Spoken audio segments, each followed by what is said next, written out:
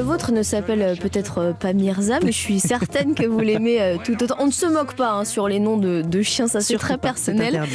En tout cas, on va parler justement chiens ce matin avec un nouveau baromètre de l'Institut CSA. Des toutous considérés comme un membre de la famille par 85% des Français. Vous êtes aussi 4 sur 10 à vouloir le ramener au travail. Une histoire d'amour qui dure, Louise Salé.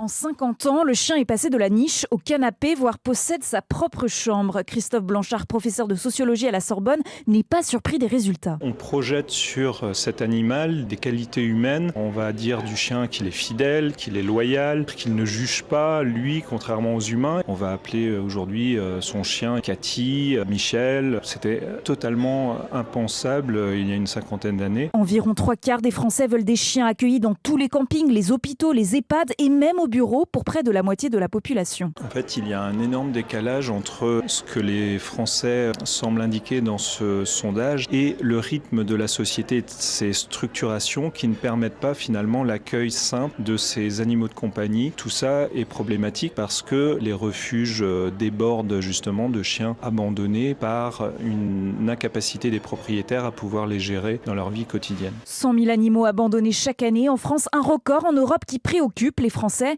Le bien-être animal n'aura jamais autant été abordé dans une campagne présidentielle. Louise Salé,